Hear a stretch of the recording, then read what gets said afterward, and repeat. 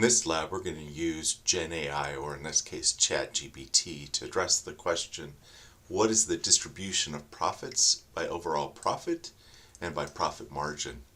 So that's the question we're going to try to address, and to do so, we're going to use ChatGPT. Usually when I start ChatGPT, I like to start with a new chat, and you can either just click on this new chat, or you could just write start a new chat. So let's go ahead and do that. Start a new chat, and that just kind of clears the registers in case you've done anything else today. And you'll find often that the response is different day to day. It is generative, so that means it might not always be the same. The next thing we're going to do is either bring in data or create data that we're going to evaluate. And so I'm going to go ahead and cut and paste the data we're going to use, and we're going to ask it to create a data set. So that's one of the things that a generative AI is good at, is making data sets. So note here, create a mock data set for training purposes. Okay, that includes product sales of a variety of fruit at a small business in Fayetteville, Arkansas. I happen to be there in Fayetteville, Arkansas, or be here, and I want this data set to include a transaction ID, transaction date, product SKU. SKU is kind of a unique number called stock keeping unit that identifies a specific product. So imagine if you had M&M's big size, M&M's smaller size, or M&M's big size peanut, smaller size peanut. Each of them is going to have a different SKU. But continuing on, product name, quantity sold, unit price, total sales amount, the unit cost, kind of like the unit variable cost, and then the total cost.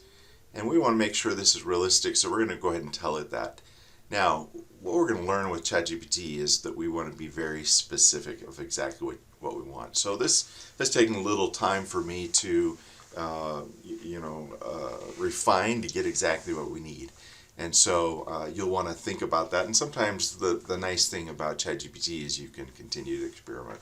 So let's go ahead and have it create 200 transactions, and it's going to take a second to do that.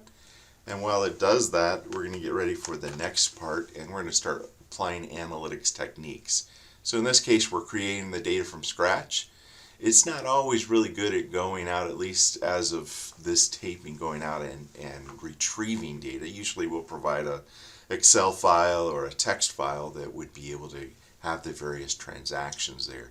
But in this case, we're able to ask it to create a mock data set and get us ready. Now, what we can do is go and check it. Once the data comes in, we can go and see the whole data set, or see the first 5 lines or the bottom 5 lines of the data set, and just take a good look at that. And so let's go ahead and wait just a second for it to do that.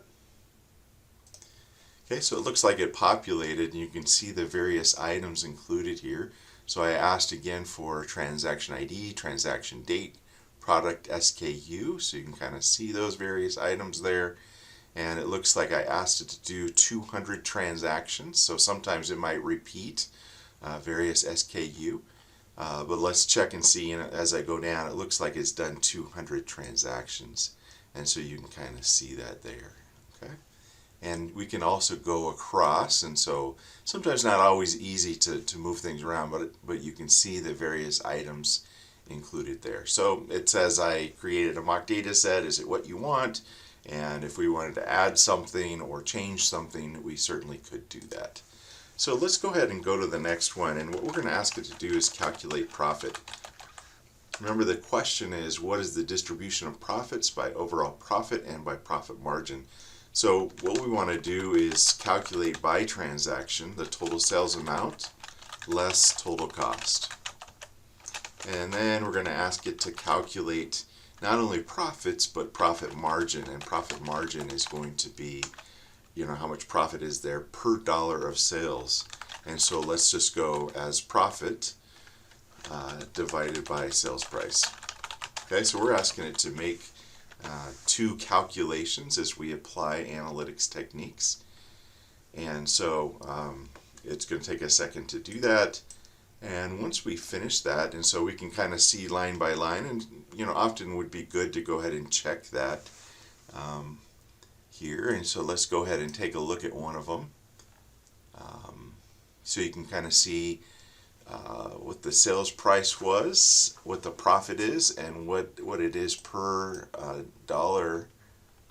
Sometimes it's kind of hard to get it to go left and right, and so let me go back down here to the bottom here. So here's all 200 transactions here, and now I can see my scroll bar. But for example, I can say, okay, what is the total sales amount? 49. What's the total cost? Well, it's 7 times 4 is 28. So the profit is going to be 49 minus 28, which is 21. And then if I went and took 21 and divided by the total sales of 49, we would get a profit margin of about 42-43%. So you can kind of see the various profit margins here. Now what we really wanted to do is to summarize those and give us a report. And so saying, okay, for all 200 transactions, go ahead and please summarize the full data set and report which SKUs had the highest profits and which ones had the highest profit margin. And you'll recall, since it's a mock data set, every time you do this is going to give us a different answer because the underlying data is going to change. Now, if we provided the 200 transactions, then it's going to work specifically on that data that we've provided. And that's our choice in this case. We're just trying to do this for training purposes. And so we're asking it to summarize. And what do you think a summarized would be?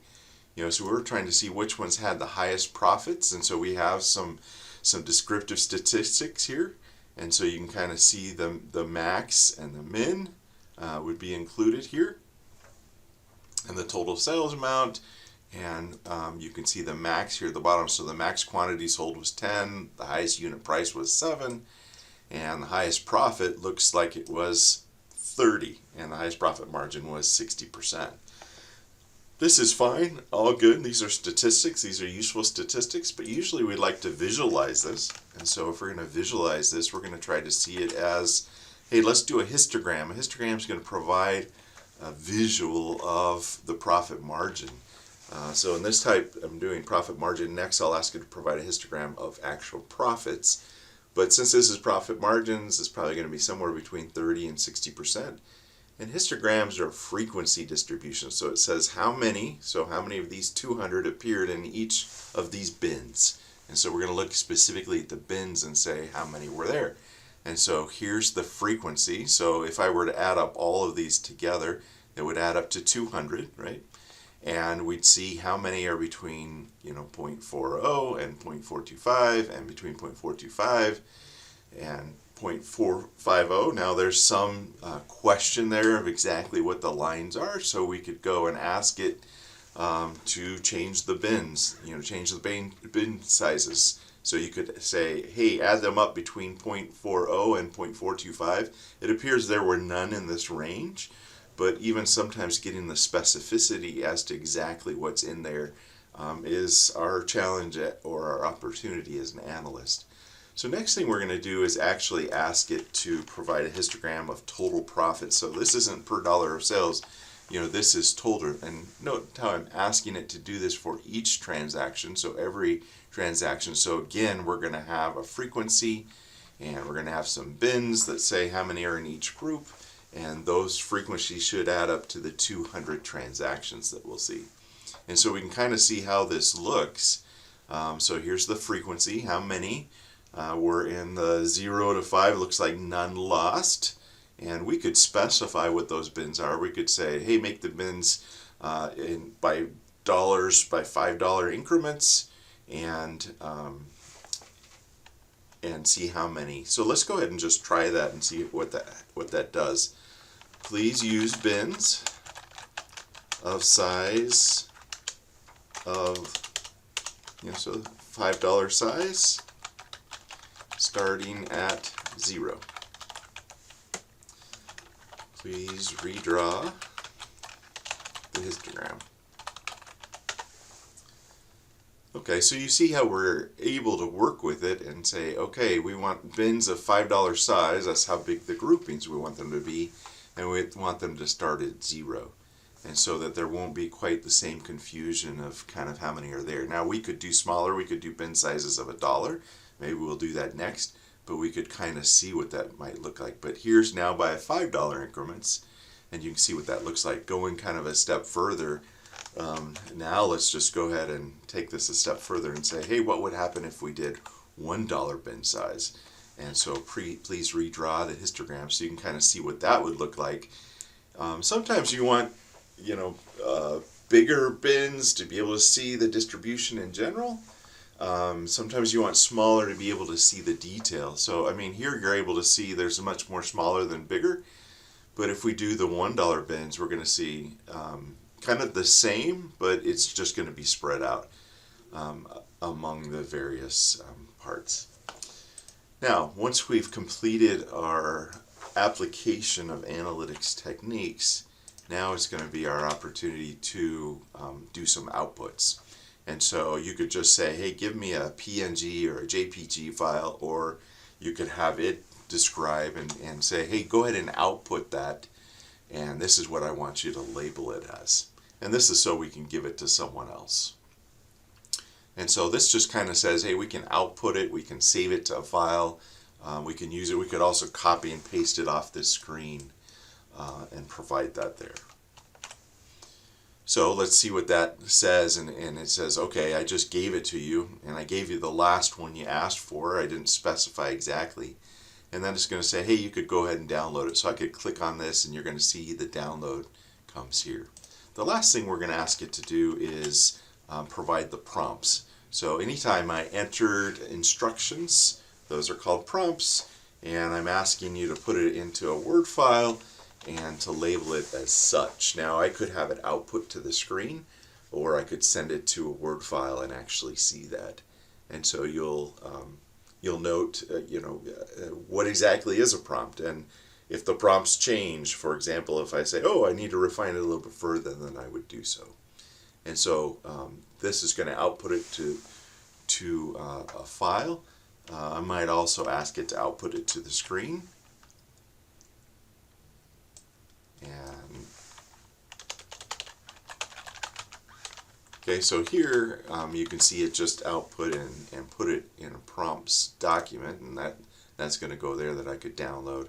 But just for kicks, let's just see, and if we output it to the screen, and I like to save these. I like to have students turn them back in so they can see what they've done.